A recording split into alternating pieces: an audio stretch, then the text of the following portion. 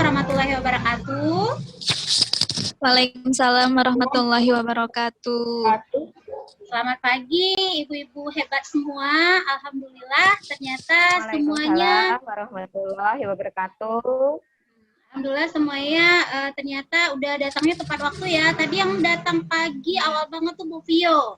Jam 6:30 ternyata sudah hadir Bu Vio-nya ya.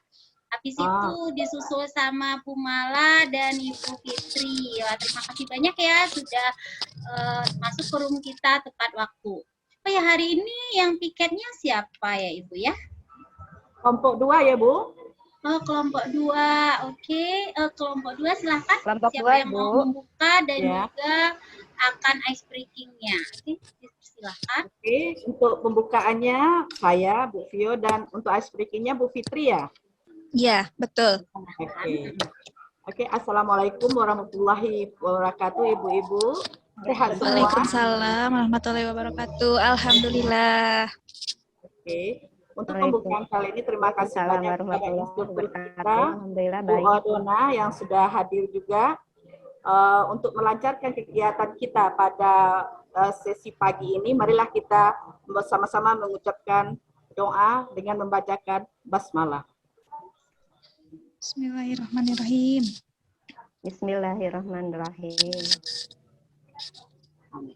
Oke, untuk ice breaking kali ini kita minta kepada Bu Fitri untuk menyemangati kita dalam mengikuti sesi kali ini. Silakan Bu Fitri. Iya, terima kasih Bu Vio, juga Ibu Dona. Nah, Ibu-ibu, hari ini ice breaking-nya saya punya bukan game ya, tapi namanya apa ya, pokoknya ice breaking aja. Itu gini, saya akan menyebutkan nama binatang beserta sifatnya, cirinya ya.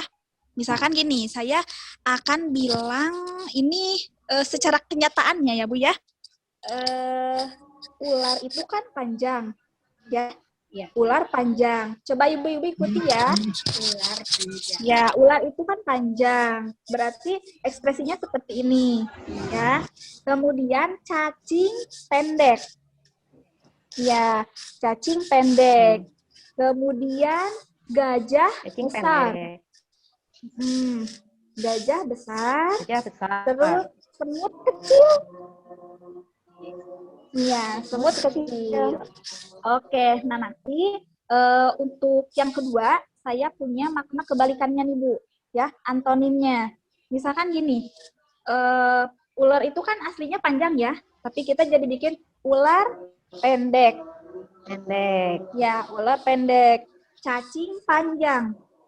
Cacing panjang. Kemudian gajah kecil. Gajah kecil. Terus semut besar. Semut besar. Oke, kita coba ya. Kita coba tes satu-satu ya Bu ya. Sekarang saya mau makna yang sebenarnya. Ya, makna yang sebenarnya. Oke, kita mulai. Gajah. Gajah besar. Besar. Kemudian cacing. Cacing sebenarnya panjang. Pendek. Sebenarnya Pendek. Cacing itu kan pendek. Iya. Semut. Semut kecil. Kecil. Oke, good job. Sekarang makna kebalikannya ya. Makna antonimnya. Oke, ular. pendek. Pendek. Ya. Gajah. Kecil. Gajah kecil. Iya, kecil. Cacing. Cacing besar. Panjang. Panjang. Iya. Iya, satu lagi ya. Semut. Semut besar. Besar. Oke, mantap sekali. Terima kasih Ibu-ibu. Berarti Ibu-ibu semuanya fokus ya. Kita kembalikan ke Bu Vio. Terima kasih waktunya. Terima kasih Bu Fitri sudah menyemangati kita. Sekarang kita dengarkan paparan materi dari institusi kita, Ibu Dona. Silakan Bu Dona. Alhamdulillah, terima kasih banyak Ibu Vio dan juga Ibu Fitri ya. Wah, ternyata pembukaannya yang sangat bagus sekali dan ice breaking-nya itu benar-benar menarik ya Ibu ya. Menguji konsentrasi, apalagi ketika kita di bagian ini tadi kebalikan antonim tadi ya, mana yang panjang, pendek. Wah, good job ya untuk tim kebinekaan ya, tim 2, kelompok 2. Ya. Oke, sangat bagus ya, cakep. Oke, Bapak, kita tidak ada Bapak ya, berarti kita ibu-ibu aja di sini. Baiklah ibu-ibu, hari ini sudah masuk hari ke-7 kita dalam kegiatan pembelajaran kita. Berarti tinggal berapa hari lagi, Ibu? 3 hari lagi ya. Gimana rasanya selama 7 hari ini Ibu, pembelajaran kita rasanya? Apakah ada kendala? No ya, berdarah-darah Bu. Berdarah-darah ya, apalagi kalau kayak kemarin pas kita ngebahas modul ya, itu benar-benar ini ya, karena mungkin dari segi kosakatanya juga itu kan beberapa istilah yang ada baru ya kita dapat di sini. Waktu kita hari pertama kita belajar tentang ini ya, profil Pancasila. Coba ibu-ibu masih ingat profil pelajar Pancasila yang kita ini dulu, masih ingat? Iya. Coba ada yang bisa bantu? Ada profil kita, ada yang pertama itu apa? Ada ada beriman, bertakwa, ya. Terus ada nama kelompok yang tadi tampil, berkebinekaan global. Iya, terus ada juga gotong royong, ada kreatif, kritis, dan juga ada mandiri ya. Oke, alhamdulillah ya, ternyata masih ingat ibu-ibu ya. Wah, ternyata ada teman kita yang mungkin karena masalah jaringan ya, ada Ibu Mala yang mungkin dia terlempar keluar. Wah, rasanya kalau terlempar itu sakit ya Bu ya, terhempas. Ya nanti mudah-mudahan Ibu Mala nanti bisa langsung segera bergabung lagi ke main board kita di sini ya Ibu ya. Oke, hari ini kita akan membahas tentang kurikulum. Nah, sebelum kita masuk ke materi tentang kurikulum ya, kita akan membahas tentang pengembangan kurikulum operasional di satuan pendidikan. Tapi sebelumnya, saya mau nanya nih ke ibu-ibu, apa sih kurikulum itu? Atau coba kita mau nanya nih, kira-kira ibu-ibu apakah di sini dilibatkan dalam pembuatan kurikulum atau bagaimana? Coba ada yang bisa bantu? Dilibatkan. Oke ya, bagus ya. Nah, biasanya proses menyusunnya gimana kalau di sekolah Ibu? Ini sebelum tahun ajaran baru Ibu, sekali setahun. Oke, sekali setahun sebelum tahun ajaran baru ya. Oke, nanti sekali setahun disusun ya. Lalu kira-kira apa ya kurikulum itu? Kurikulum operasional di satuan pendidikan itu apa ya kira-kira?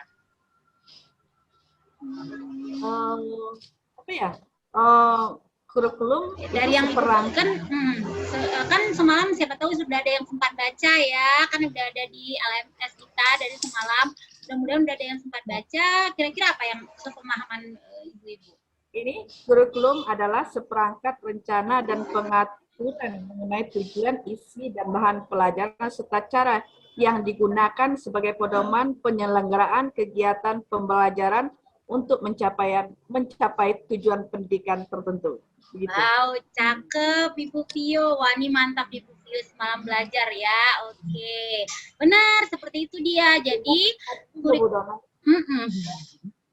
Oke, nah itu dia. Berarti biasanya di dalam kurikulum itu dia ini ya, coba ada nggak yang semalam sempat baca? Dalam kurikulum itu nanti menyusunnya kan ada prinsip-prinsipnya juga, ada prosedurnya juga. Kira-kira kalau prinsip-prinsipnya itu ada berapa kira-kira?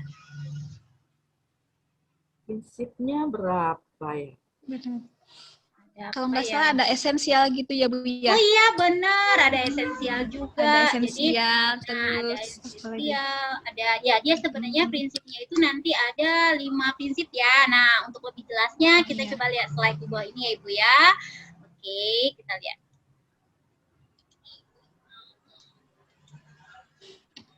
Sudah ada kelihatan screen-nya Ibu? Iya, sudah terlihat Ibu. Sudah terlihat. Nah, kalau sebelumnya kita udah belajar tuh tentang profil pelajar Pancasila, kita juga sudah belajar tentang, setelah itu nanti kita menentukan tujuan pembelajaran kita, tapi sebelumnya kita udah belajar ya capaian, tujuan alurnya juga. Terus kemarin kita habis belajar membuat modul ya. dia RPP tapi lebih lengkap lagi, makanya dia disebut modul. Dan nanti setelah kita menyusun semuanya, nah kita masuk lagi ke prinsip pengembangan kurikulum operasional di satuan pendidikan. Nah, biasanya setiap tahun di sekolah itu kita menyusun ini di sebelum tahun ajaran baru. Jadi kenapa? Karena nanti kurikulum operasional inilah nanti yang akan menjadi acuan atau pedoman kita dalam menyelenggarakan kegiatan pembelajaran selama setahun penuh itu. Nah, lalu bagaimana cara menyusunnya? Jadi seperti ini ya Ibu ya. Nih, jadi nanti di sini semua yang ada dalam kurikulum operasional itulah nanti ada seluruh rencana proses belajar yang diselenggarakan di satuan pendidikan, karena ini nanti akan menjadi pedoman dalam penyelenggaraan pembelajaran setahun itu. Nah, untuk menyusunnya ada beberapa prinsip yang yang sebaiknya memang harus dipertimbangkan, seperti yang tadi ya Ibu bilang, Bu Fitri bilang ada tadi apa ya? Ibu bilang tadi esensial. Iya, benar. Nah, jadi ada prinsipnya itu ada 5. Yang pertama itu adalah berpusat kepada peserta didik. Jadi ketika sebuah sekolah dia menyusun sebuah kurikulum untuk satuan pendidikannya, maka memang harus berpusat kepada peserta didik.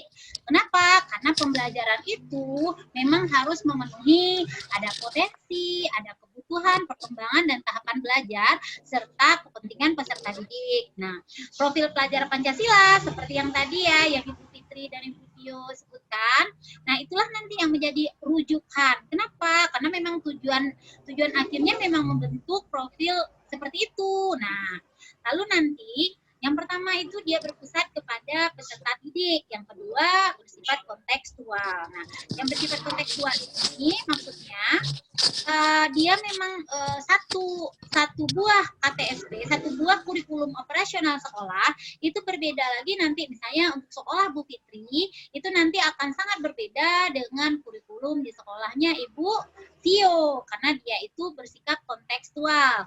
Jadi ada kekhasannya yang sesuai dengan karakteristik satuan pendidikan masing-masing. Nanti otomatis karena jurusannya berbeda, keahliannya juga berbeda, nanti dunia kerja dan industrinya juga akan berbeda. Nah, jadi tadi yang pertama apa Ibu? Yang harus ada tadi yang pertama? Berpusat pada peserta didik. Oke, benar. Yang kedua ada? Kontekstual. Oke, benar. Nah, yang ketiga ini yang Ibu Fitri bilang tadi, ada esensial. Ya. Meskipun itu adalah kurikulum yang akan menjadi acuan bagi kita dalam melaksanakan kegiatan operasional di sekolah, bukan berarti semuanya dilampirkan di sana, tidak. Misalnya kayak ada, nanti kan bisa jadi dasar hukum penyusunan kurikulum itu bisa jadi ada 28 buah atau 30 buah aturan atau peraturan menteri atau apalah, jadi ada banyak, tapi tidak harus semuanya kita lampirkan di sana. Yang kita lampirkan yang penting-pentingnya aja. Jadi tidak perlu, dokumennya itu nggak perlu untuk lampirannya yang seperti itu, tapi semuanya itu hanya yang esensial saja. Dan bahasanya pun harus lugas dan mudah dipahami. Kenapa? Karena ini akan menjadi acuan dan menjadi patokan kita dalam melaksanakan kegiatan operasional sekolah selama setahun penuh itu.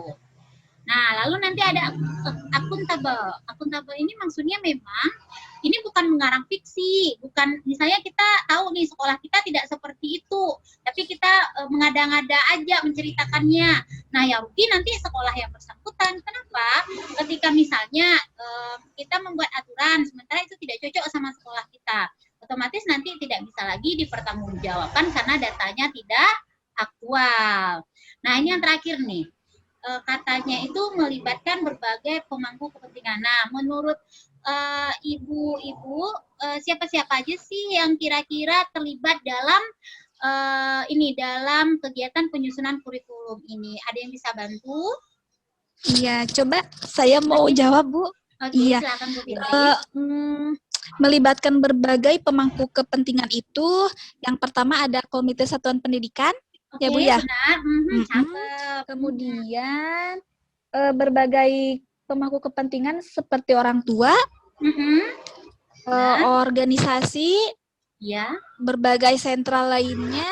Kemudian ada industri dan dunia kerja ya Bu ya. Oke, ya. Mm-mm. Bagus Bu. Mungkin itu ya Bu ya. Ya benar. Itu yang saya Jadi, tahu. itu udah bagus, bagus sekali Bu, Ibu Fitri. Jadi ketika kita menyusun kurikulum operasional di satuan pendidikan itu, kita memang harus melibatkan pemangku kepentingan. Jadi siapa itu? Yang pasti sekolah dulu ya. Kenapa? Karena kurikulum ini akan dipakai di tingkat sekolah. Nah, nanti di dalam menyusunnya itulah nanti akan dilibatkan siapa-siapa aja. Orang tua. Kenapa? Karena orang tua kan siswanya ada di sana, otomatis ada orang tua. Jadi ada komitenya juga. Nah, nanti ada siapa lagi? Ada dunia industri juga. Kenapa? Karena kalau misalnya kita melibatkan dunia industri, otomatis nanti akan ada sinkronisasi kurikulumnya. Kan kadang-kadang yang disusun di sekolahan ternyata sesuai dengan perkembangan teknologi, sesuai dengan perkembangan zaman itu sudah ada yang berubah. Nah, ketika kita melibatkan dunia industri dalam penyusunan kurikulum kita, itu nanti akan sangat bermanfaat karena akan ada ditambah, dimodifikasi sesuai dengan kebutuhan dunia industri. Seperti itu Ibu-Ibu ya. Nah, coba kita ingat lagi, berarti ketika kita akan menyusun kurikulum, ada 5 prinsip yang harus kita pedomani. Yang pertama yaitu berpusat kepada Peserta didik. Oke, benar. Yang kedua, Ya. kontekstual. Kontekstual. Ya. Yang ketiga, Esensial. esensial. Dan yang keempatnya ada akuntabel dan juga Akuntabel. dan yang terakhir ada Melibatkan berbagai pemangku kepentingan. Oke, benar. Nah, jadi di dalam proses menyusun kurikulum itu nanti prinsip-prinsipnya itu minimal ada yang 5 itu, Ibu. Nah, nanti dengan menggunakan prinsip inilah nanti kita akan melakukan proses penyusunan kurikulum. Nah, nanti di dalam menyusun kurikulumnya nanti kita juga akan menganalisis nanti kebutuhan sekolah kita seperti apa dia. Nah, oh ya nanti Ibu-ibu di dalam LMS-nya nanti akan ada tuh LK-nya nanti. Bapak Ibu silakan nanti dilihat di sana. Silakan nanti dibuka dan nanti dilengkapi.